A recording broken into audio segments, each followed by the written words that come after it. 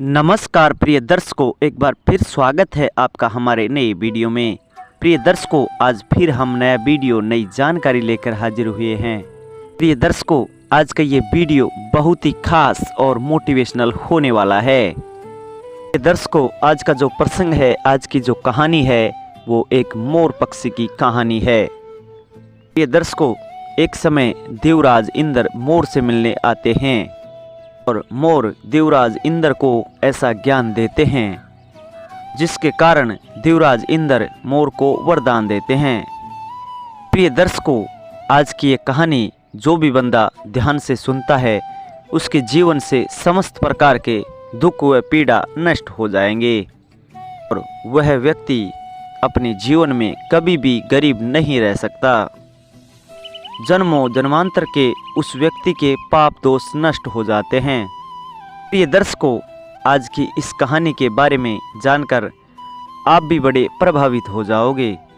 प्रिय दर्शकों, वीडियो शुरू करने से पहले जो लोग हमसे नए जुड़े हैं वो हमारे चैनल को सब्सक्राइब करें ताकि हमारा आने वाला हर वीडियो पहले आप लोगों तक पहुंच सके। शुरू करते हैं प्रिय दर्शकों आज की ये प्यारी सी कहानी, ये प्यारा सा वीडियो। प्रिय दर्शकों, प्राचीन काल समय की बात है। एक विशाल वृक्ष पर एक मोर रहता था। एक समय मोर के जवाब को सुनकर भी देवराज इंद्र अचंभित रह जाते हैं और देवराज इंद्र को मोर से बड़ी शिक्षा मिलती है और प्रसन्न होकर देवराज इंद्र उसे वरदान भी देते हैं। शुरू करते हैं प्रिय दर्शकों आज की ये कहानी। प्रिय दर्शकों, एक समय की बात है।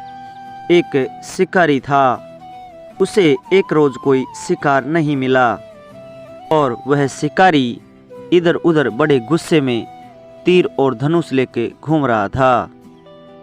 वन के अंदर चारों ओर भ्रमण कर रहा था।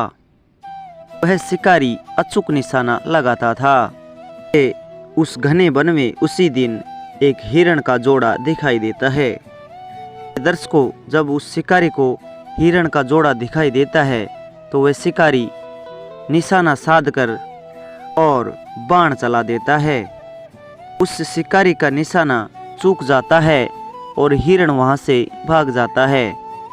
दर्शकों, जब हिरण वहां से भाग जाता है और शिकारी का छोड़ा हुआ तीर विशाल वृक्ष में जाकर लग जाता है। दर्शकों, उस बाण में इतना तीक्ष्ण जहर था कि उसके दुष्प्रभाव वृक्षों पर दिखने लगे। ये बात शिकारी को पता थी और वह वहां से घर चला आया। शिकारी इस बात को अच्छी तरह जानता था कि उसके बाण में लगा जहर बड़े बड़े वृक्षों को सुखा सकता है, हर जीव जंतु के प्राणों को हर सकता है। जहर के प्रभाव के कारण वह विशाल वृक्ष धीरे धीरे सूखने लगा। दर्शकों, उस वृक्ष को सूखते हुए देखकर उसमें रहने वाले पक्षी डर जाते हैं और वहां से भागने लगते हैं। धीरे धीरे करके वहां से सभी पक्षी प्रस्थान कर जाते हैं। सिवाय एक मोर के। सिर्फ और सिर्फ वहां पर एक मोर बचता है और सारे पक्षी वहां से दूर चले जाते हैं। उस जंगल को छोड़ करके अन्य जगह पर चले जाते हैं। प्रिय दर्शकों, अब वह मोर बड़ा चिंतित होता है। मोर हरदम यही सोचता रहता था, इस सूखे हुए जंगल में अब मैं किस तरीके से रहूंगा, किस तरीके से अपना गुजारा करूंगा। दर्शकों, जिस वृक्ष पर मोर रहता था वह वृक्ष भी सूख चुका था। वह मोर उस वृक्ष को छोड़कर दूसरे स्थान पर जाना नहीं चाहता था। वर्षों तक उस वृक्ष पर अपना जीवन व्यतीत करने वाले उसके साथी वहां से चले गए थे। प्रिय दर्शकों, वर्षों तक उसके साथी उस पेड़ पर जीवन यापन करने वाले उसको वहां से छोड़कर चले गए थे। प्रिय दर्शकों, इस सारी घटना को देवराज इंद्र भी देख रहे थे। प्रिय दर्शकों, एक दिन ब्राह्मण के भेष में देवराज इंद्र वहां पर आ पहुंचते हैं और उन्होंने उस मोर से पूछा कि वह इस वृक्ष को छोड़कर क्यों नहीं चला जाता। देवराज इंद्र उस मोर से कहता है, ये वृक्ष बिल्कुल सूख चुका है और आप अभी भी इस वृक्ष पर क्यों रहते हो?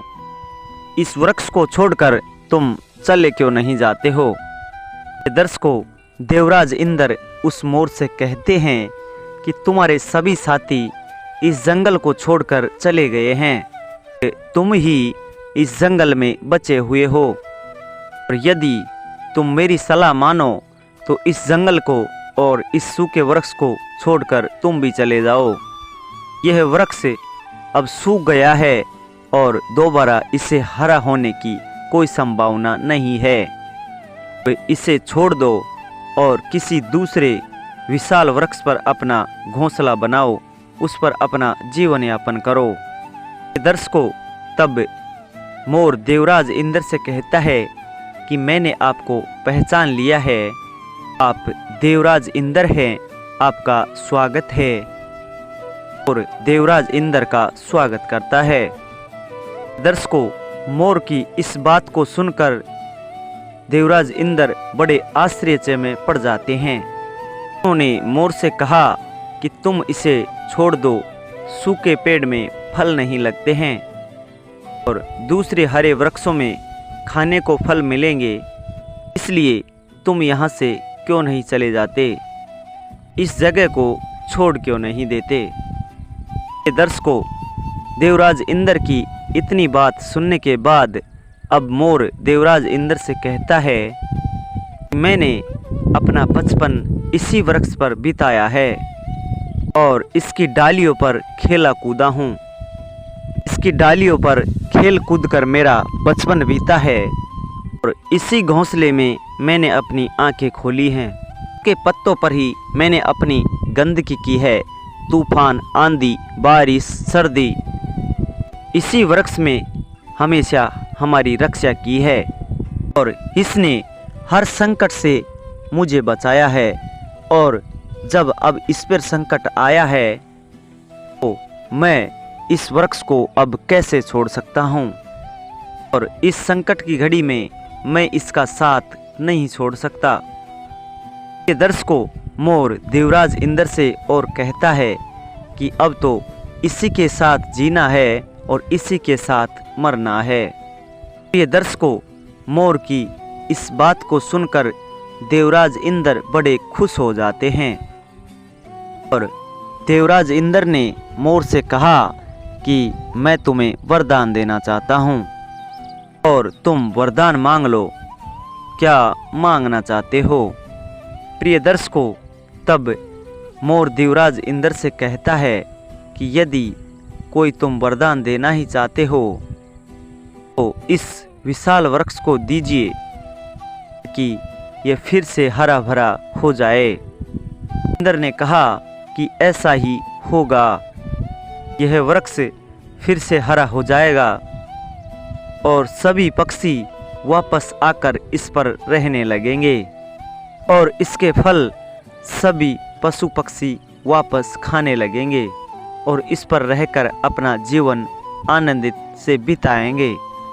दर्शकों, उस मोर ने देवराज इंद्र को भी बड़ी सीख दी कि मित्र पर अगर संकट आए उसका साथ कभी नहीं छोड़ना चाहिए, कि हर संभव मदद करनी चाहिए, उसकी हर समस्या का समाधान करना चाहिए। क्योंकि इस सीख को देवराज इंद्र भी अपने पल्ले गांठ बांध लेते हैं और उस मोर की बात पर देवराज इंद्र बहुत ज़्यादा अमल करते हैं। दर्शकों, इस कहानी का उद्देश्य है कि मित्रता ऐसी करो कि वो आपके सुख दुख में हर समय काम आए। मित्र ऐसा मत बनाओ जो आपके दुख के समय आपको छोड़कर चला जाए, वो सच्चा मित्र नहीं होता है। मित्र सच्चा वही होता है जो आपके सुख और दुख में दोनों में ही काम आए। इसीलिए मित्रता सच्चे और ईमानदार आदमी से ही करनी चाहिए। प्रिय दर्शकों, ये कहानी यहाँ पर समाप्त होती है। हम उम्मीद करते हैं कि ये कहानी आपको बेहद पसंद आई होगी। प्रिय दर्शकों, अगर आपको ये कहानी अच्छी लगी है तो लाइक, शेयर, कमेंट करके ज़रूर बताइए और जल्दी मिलते हैं नए वीडियो में। नमस्कार, धन्यवाद।